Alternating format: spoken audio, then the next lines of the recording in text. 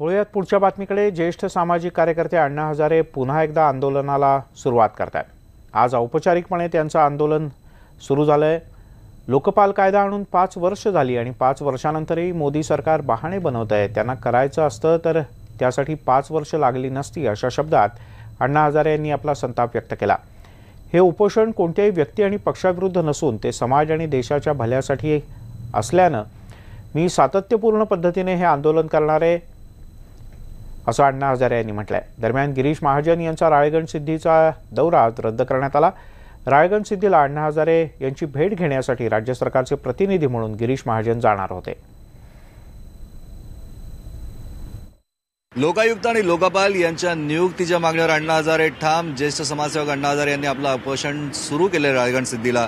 सरकारच्या माध्यमातून गिरीश महाजन जलसंपदा मंत्री आहेत, संकट मोचक मंत्री म्हणून सुद्धा तुम्हाला बघतात। तुम्हीही बरेच प्रयत्न केले, आजही तिथे जाणार होते, थेट विमानतळावरच तुम्ही परत आले का? खरं म्हणजे गेल्या आठवडाभरापासून मी अण्णांच्या संपर्कामध्ये होतो आणि आपण बघितलं असेल की काल एक अतिशय महत्त्वाचा निर्णय मंत्रिमंडळाच्या बैठकीमध्ये त्या ठिकाणी पारित झाला। माननीय मुख्यमंत्री मोदयांनी स्वतःच या संदर्भामध्ये घोषणाही केली आणि लोकायुक्तच्या संदर्भामध्ये जी चयन समिती असते, निवड समिती असते ती सुद्धा त्या ठिकाणी घोषित झालेली होती। आणि असं झाल्यावर आम्हाला अपेक्षित होतं की अण्णासाहेब आता उपोषण करणार नाहीत, की मधल्या काळामध्ये काही तांत्रिक अडचणी होत्या, विरोधी पक्ष तयार नव्हते, त्याच्यामध्ये होत्या तांत्रिक अडचणी अशा, आणि त्यामुळे ते समिती त्या ठिकाणी चयन समिती होऊ शकलेली नव्हती। पण तो आता ते सगळे तांत्रिक बाजूला पूर्ण केलेले आहेत, सगळं झालेलं आहे।